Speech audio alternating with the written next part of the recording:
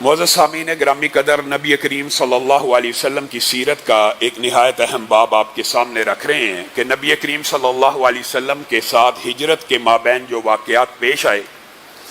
گزشتہ خطبے میں ہم یہاں تک پہنچے تھے کہ نبی کریم صلی اللہ علیہ وسلم قباء کے محلے میں، عمر بن عوف کے محلے میں 10 دن سے زیادہ قیام کرتے ہیں، اور اسی اثنا میں 2-3 دن کے بعد حضرت علی مکہ میں لوگوں کو ان کی امانتیں واپس لٹانے کے بعد اور یہ اعلان کرنے کے بعد کسی کا کوئی لین دین، کوئی امانت نبی کریم سے اگر رہ گئی ہے تو مجھ سے لے لیجئے، نبی کریم نے مجھے اپنا نمائندہ یہاں پہ چھوڑا ہے۔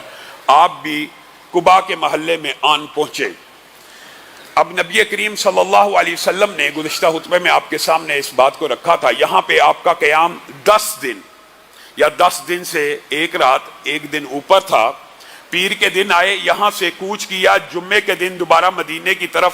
سب سے پہلا کام، ابھی 10 دن کا قیام ہے، سب سے پہلی حاجت، سب سے پہلی ضرورت مسلمان امت کے لیے کیا ترتیب دی؟ جب بھی کسی جگہ قیام کرو، جب بھی کسی جگہ رہائش کرو، جب بھی کسی جگہ آباد ہونے کی کوشش کرو، جب بھی کسی جگہ سکونت اختیار کرنے کا ارادہ رکھو، تو سب سے پہلے کیا چیز مد نظر رکھو؟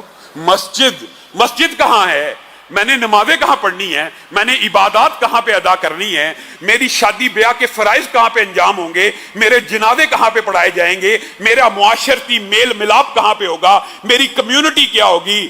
مسجد ایک کمیونٹی سینٹر بھی ہوتی ہے، مسجد اسلام کا پہلا پریزیڈنسی بھی ہے۔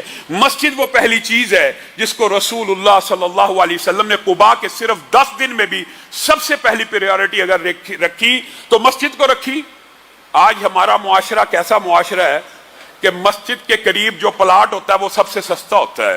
مسجد کے قریب جو پلاٹ ہوا کرتا تھا صحابہ کے دور میں سب سے مہنگا ہوا کرتا تھا۔ تابعین، محدثین اور کئی 100 برس مسلمانوں کا یہ وتیرہ تھا کہ مسجد کی قریب کی زمین سب سے مہنگی ہوا کرتی تھی، اور اب یہ فضیلت شاید خانہ کعبہ اور مسجد النبوی ہی کی رہ گئی ہے کہ ان کی ارد گرد کی زمینیں تو مہنگی ہیں، باقی کسی بھی مسجد کے پاس چلے جائیں ارد گرد کی زمین سستی۔ سب سے سستی زمین کس کی ہے جی؟ قبرستان کے پاس جو پلاٹ ہے وہ سستا ہے یا مسجد کے پاس جو پلاٹ ہے وہ سستا ہے؟ سب سے مہنگا کون سا ہے جی؟ جو کمرشل کے پاس ہے، جو دھرتی کے اوپر سب سے مقدس، متبرک، محترم، مقدس جگہیں ہیں، مسجدیں، وہ سب سے سستی ہیں ان کے قریب پلاٹ۔ اور جو دنیا کے اندر سب سے مبغوث چیزیں ہیں، سب سے بری جگہیں ہیں، سب سے زیادہ جہاں پہ شیاطین کا نزول ہوتا ہے، جہاں پہ ہر وقت اسلامی شاعر کا مذاق اڑایا جاتا ہے، بے پردگی کا ایک جنازہ نکالا جاتا ہے، سود کی، رشوت کی، مال کے غبن کی تجارت ہو رہی ہوتی ہے، وہاں پہ پلاٹ سب سے زیادہ مہنگے ہیں۔ نبی کریم صلی اللہ علیہ وسلم نے مسجد قباء کے اندر اس علاقے میں قیام کے دوران سب سے پہلے مسجد کو قائم کیا۔ لَمَسْجِدٌ أُسِّسَ عَلَى التَّقْوَى مِنْ أَوَّلِ يَوْمٍ أَحَقُّ أَن تَقُومَ فِيهِ۔ اللہ نے بھی کہہ دیا، اے اللہ کے حبیب، اور یہ پوری امت کے لیے ہے، جو مسجدیں اس بنیاد پہ تعمیر ہوئی ہوں، جس کی نیت یہ ہوئی ہو کہ اللہ اس مسجد کو آباد کر تاکہ یہاں پر تیری عبادت کو سر انجام دیا جائے، یہ مسجدیں آباد ہو جائیں، سجدوں سے، رکوع سے، تلاوت سے، ذکر اللہ سے، جمعوں سے۔ جس مسجدوں کی قیام کی نیت یہ ہو، اللہ تعالیٰ نے نبی کریم کو حکم دیا آپ نے بھی جا کے اس میں قیام کرنا ہے، اور رسول اللہ صلی اللہ علیہ وسلم نے اس حکم کی کیسی پیروی کی۔ مسجد قباء کی فضیلت کے اعتبار سے بھی یہ حدیث نہایت اہم ہے۔ نبی کریم صلی اللہ علیہ وسلم پھر جب تک زندہ رہے، جب تک مدینہ میں رہے، آپ ہر ہفتے میں ایک دن پیدل یا سوار ہو کے مسجد قباء کی طرف جایا کرتے تھے۔ اللہ نے حکم ہی دیا تھا نا، لَمَسْجِدٌ أُسِّسَ عَلَى التَّقْوَى مِنْ أَوَّلِ يَوْمٍ۔ صرف اللہ نے یہ کہہ دیا نا رسول اللہ کو کہ آپ کا حق بنتا وہاں پہ کھڑے ہوں، تو رسول اللہ نے پوری زندگی میں ایک ہفتہ بھی یہاں پہ نماز پڑھنے کا ناغہ نہیں کیا، اور امت کے لیے کیا نصیحت کی کہ جو بندہ اپنے گھر سے نکلے مسجد قباء کی طرف جا کے نماز پڑھنے کی نیت سے صرف وہاں پہ 2 رکعتیں ہی چاہے پڑھ لے، اس کو کتنا اجر و ثواب ہے۔ آپ مدینہ جائیں، اللہ تعالی ہم سب کو مسجد النبوی کی زیارت کروائے، اور جب ہم مدینہ جائیں تو رسول اللہ کی اس حدیث کو بھی مد نظر رکھنا ہے۔ رسول اللہ نے کہا جو مدینہ میں آگے ہے، یا جو مسجد النبوی سے یا مدینہ سے یا کہیں سے بھی مسجد قباء میں اس نیت اور ارادے سے نکلتا ہے، قرآن پاک کی اس آیت کی روشنی میں صرف 2 رکعتوں کو ادا کرتا ہے تو اللہ رب العزت اس 2 رکعتوں کے بدلے میں اسے پورے کے پورے عمرے کا ثواب دے دیتے۔ اور اللہ کے فضل و کرم سے جو مسلمان بھائی جاتے ہیں مدینہ میں مسجد النبی میں، وہ ایک دن ضرور ایسا کرتے ہیں کہ مسجد قباء میں جا کے 2 رکعتیں پڑھتے ہیں۔ اور چاہیے تو یہ کہ جتنے دن بندہ مدینہ میں رہے، 5 10 15 منٹ کا سفر ہے، وہاں پہ جائے اور 2 رکعتوں کو ادا کرے اور عمرے کا ثواب پا لے۔ گویا پہلی بات یہ سمجھنے کی ضرورت ہے کہ انسانی زندگی کا لازم و ملزوم جو جز اور عنصر ہے جس کو ہم فراموش کر چکے ہیں، وہ مسجد ہے، وہ مسجد ہے۔ یہاں سے جمعے کے دن نبی کریم صلی اللہ علیہ وسلم نے انصار کو خبر کر دی۔ 10 دن یہاں پہ رکنے کا بھی ایک سبب تھا، اور یہ واقعات بھی موجود ہیں کہ جب مسجد قباء کے اندر رسول اللہ صلی اللہ علیہ وسلم پہنچے تو حضرت ابو بکر اور آپ اکٹھے تھے، اور حضرت ابو بکر کھڑے تھے، رسول اللہ بیٹھے ہوئے تھے۔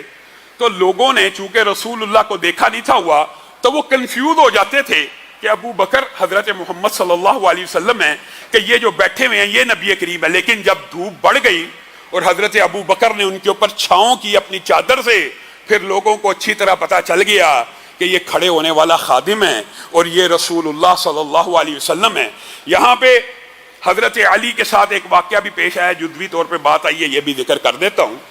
حضرت علی نے قباء کے محلے میں رہتے ہوئے ایک رات ایک عجیب واقعہ دیکھا کہ ایک شخص نے ایک عورت کا دروازہ کھٹکایا ہے اور عورت باہر نکلی ہے، اس عورت کے ہاتھ میں چند ٹکڑے تھمائے ہیں اور واپس چل دیے۔ اور حضرت علی یہ واقعہ جناب سہیل بن حنیف رضی اللہ کی وفات کے بعد جب وہ عراق میں وفات پاگے سنایا کرتے تھے کہ یہ سہیل اتنا عظیم انسان ہے کہ قباء میں جب میں ٹھہرا تھا ایک رات یہ واقعہ پیش آیا تو میں نے جا کے اس عورت سے پوچھا یہ کیا معاملہ ہے، وہ کون شخص تھا؟ تو اس عورت نے بتایا میں تو بے آسرا ہوں، میں تو بے آسرا ہوں، یہ سہیل بن حنیف مجھے ایندھن فراہم کرتے ہیں، آج انہوں نے چند بتوں کو توڑا ہے اور ان بتوں کے ٹکڑے لا کر لکڑی کے مجھے دیے ہیں کہ میں آگ میں جلا دوں اور روٹی کا بندوبست کروں۔ حضرت علی اس واقعے کو عراق میں سنایا کرتے تھے کہ ہم صحابہ وہ تھے جو بتوں کو توڑ دیا کرتے تھے، جو بتوں کو اگر لکڑی کے بنے ہوتے تھے تو جلا دیا کرتے تھے۔ حضرت علی نے اپنے بارے میں کہا ہے کہ مجھے اللہ کے رسول نے یہ حکم دیا جو قبر ایک بلش سے اونچی نظر آئے اس کو برابر کر دو، جو بت نظر آئے اس کو گرا دو، تحقیق کر دو، ہر چیز کو برابر کر دو، شرک کے ہر اڈے کو ملیا میٹ کر دو۔ تو حضرت علی اس واقعے کو بھی قباء کے باب میں اور سہیل بن حنیف کی وفات کے موقع کے اوپر سنایا کرتے تھے۔ یہاں سے جمعے کے روز جب نبی کریم صلی اللہ علیہ وسلم مسجد النبوی یا مدینہ منورہ، تب مسجد النبوی تو بنی نہیں تھی، مدینہ منورہ کی طرف جب روانہ ہوئے انصار کو خبر کر دی۔ 10 دن کا یہ جو قیام ہے اس حوالے سے جو سمجھنا چاہتا ہے رسول اللہ صلی اللہ علیہ وسلم نے مدینہ سے پہلے 10 دن کا قیام قباء میں کیوں کیا، محدثین مفسرین نے اس کے بارے میں سیرت کی کتابوں میں مفصل لکھا ہے۔ مختصر بات یہ ہے نبی کریم یہ بھی چاہتے تھے کہ انصار میرے آنے سے پہلے اچھی طرح تیاری کر لیں، کسی کے ذہن میں کوئی ابہام کنفیوژن باقی ہے اپنے قبائل کے ساتھ مشاورت کر دے کہ ہم نے اب مل کر رسول اللہ صلی اللہ علیہ وسلم کو مدینہ میں لے کے آنا ہے، ان کا استقبال کرنا ہے۔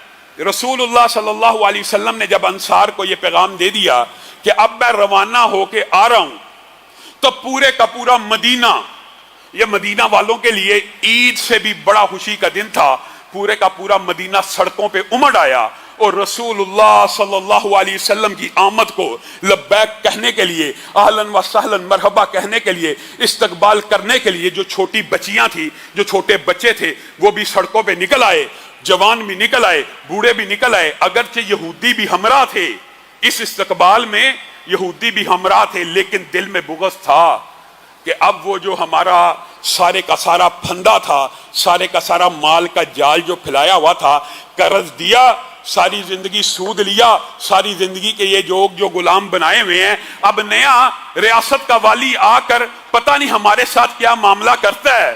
اور ان کو یہ بات کا علم تھا یہ نبی ہے، یہ پیغمبر ہے، یہ رسول ہے، تو سود تو باقی رہنے نہیں دے گا، تو ہماری تو اجارہ داری غلامی کس بنیاد کے اوپر تھی؟ مال کی بنیاد کے اوپر۔ جس طرح آج کل بینکوں نے یہ ہتھیار اپنایا ہوا ہے، آپ گاڑی لے لیں، ایک بندے کی پسلی ہے وہ سائیکل لینا چاہتا ہے، اس کے پاس سائیکل کے نقد پیسے ہیں، اس کو کہتے ہیں نہیں سائیکل نہ لے، موٹر سائیکل لے لے۔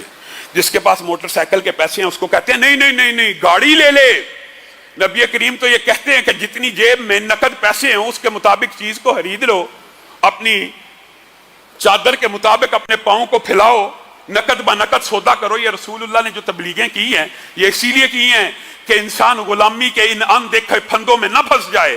بیچارہ کوئی موٹر سائیکل لے لیتا ہے، سائیکل کے پیسے جیب میں رکھ کے، کوئی گاڑی لے لیتا ہے موٹر سائیکل کے پیسے جیب میں رکھ کے، پھر ہوتا کیا ہے ساری زندگی قسطیں بھی اتارتا رہتا ہے، نہ قسطیں اترتی ہیں، ان کی غلامی الگ، ان کا خوف الگ، ابھی آ کے گاڑی پکڑ لیں گے، ابھی قسط نہ ادا کی یہ ہو جائے گا۔ یہی غلامی کا طریقہ تب بھی رائج تھا اور ان کے دل میں یہ خوف تھا۔ رسول اللہ صلی اللہ علیہ وسلم آ کے یہ سود کے سارے سلسلے بند نہ کر دیں، اور ہوا بھی یہی۔ رسول اللہ صلی اللہ علیہ وسلم نے سارے سلسلوں کو بند کر کے کہا جو نقد کا پیسہ رہ گیا ہے بس وہی ادا ہوگا، باقی ہر سود کو ختم کیا جاتا وغیرہ۔ جب یہ استقبال کا آغاز ہوا، نبی کریم صلی اللہ علیہ وسلم مدینہ کی طرف بڑھ رہے تھے۔ محدثین نے، مفسرین نے، سیرت نگاروں نے یہاں پہ بہت سے الفاظ کو رقم کیا ہے۔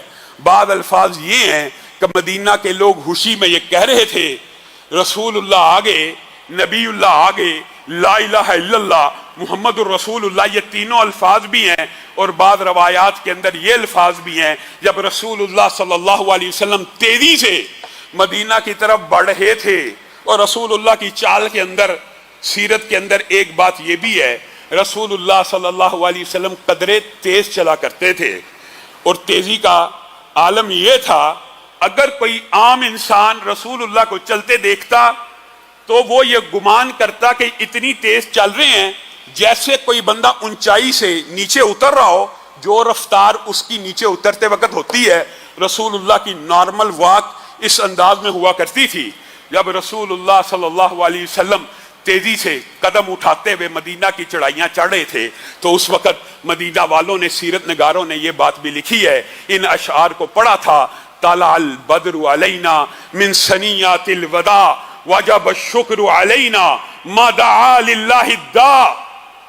طلع البدر علینا، ہمارے اوپر تو آسمان سے چاند کا کوئی خوبصورت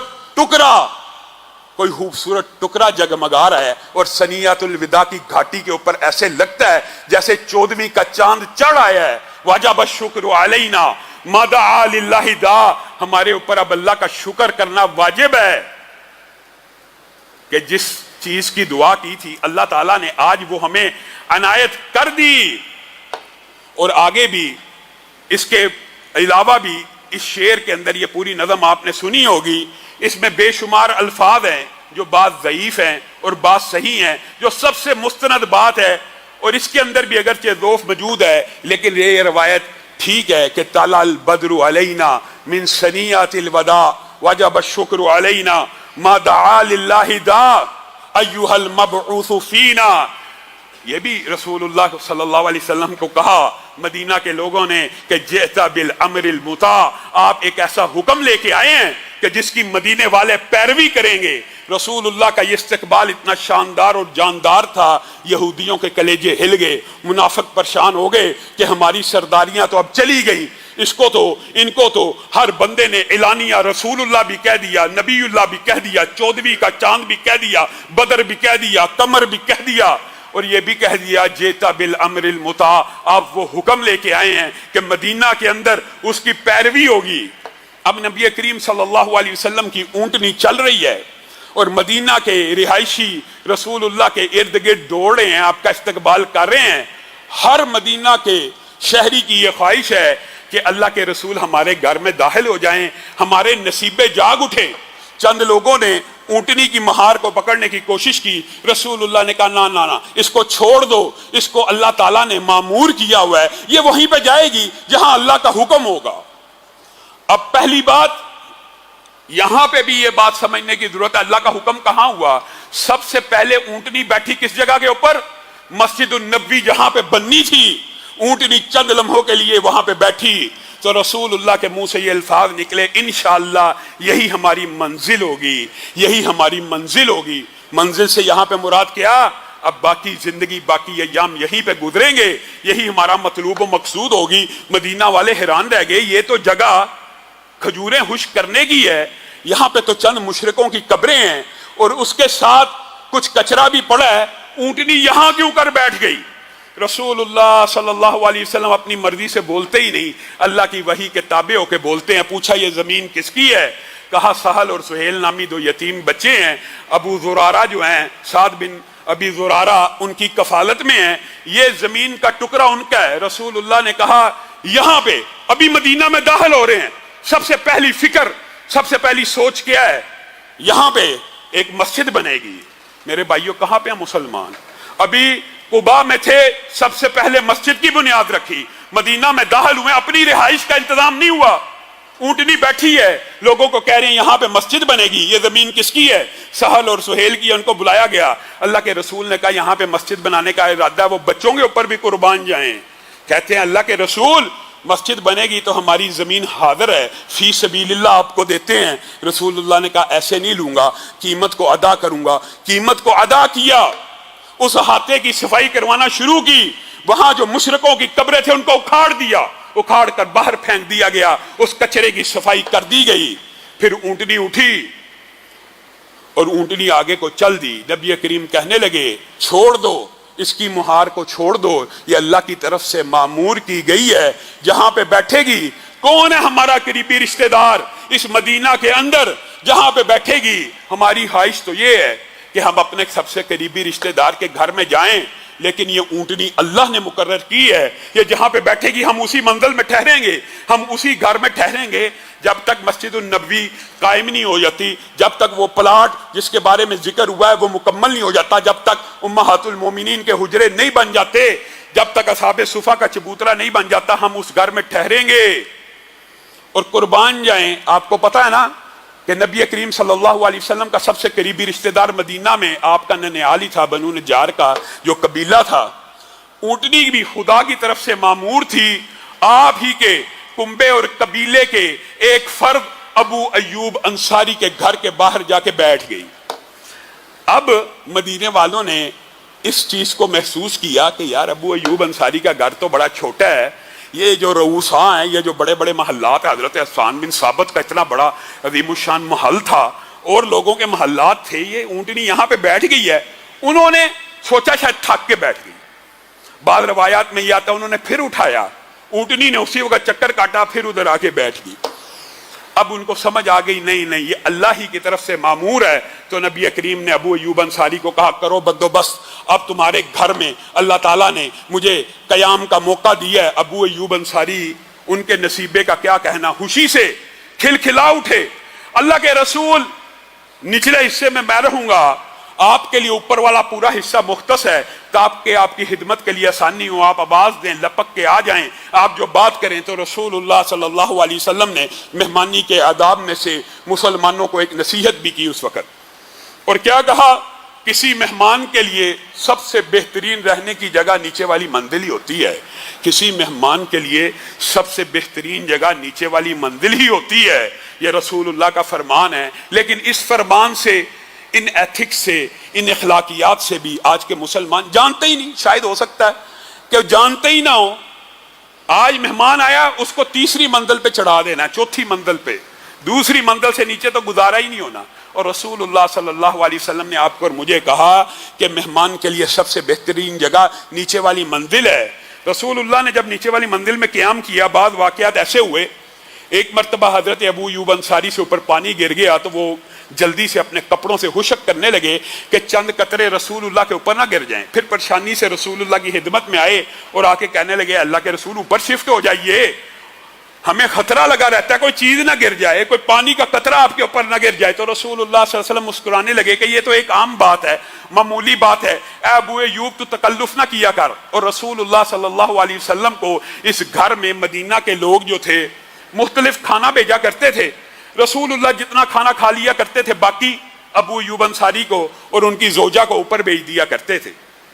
ایک مرتبہ ابو ایوب انصاری نے دیکھا رسول اللہ صلی اللہ علیہ وسلم نے بغیر کھائے لقمہ، اور یہ بھی سیرت کی کتابوں میں لکھا ہے، حضرت ابو ایوب انصاری جب رسول اللہ بچا ہوا کھانا بھیجتے تھے نا، حضرت ابو ایوب انصاری اس پلیٹ کو غور سے دیکھا کرتے تھے اور یہ بات کھوج لگایا کرتے تھے، ٹٹولتے تھے کہ رسول اللہ کی انگلیاں آخری وقت میں کس سائڈ پہ لگی ہیں، وہیں سے کھانے کو شروع کیا کرتے تھے۔ ایک دن دیکھا پلیٹ بری ہوئی ہے، رسول اللہ نے ایک لقمہ بھی نہیں لیا ہوا اور کھانا اوپر بھیج دیا، دوڑتے ہوئے نیچے آ گئے۔ یہ صحابہ کا مزاج تھا، یہ وہ رسول اللہ صلی اللہ علیہ وسلم کے جانثار تھے۔ آپ نے رسول اللہ صلی اللہ علیہ وسلم کے ساتھ کیا ہم نے اور آپ نے وفا کرنی ہے؟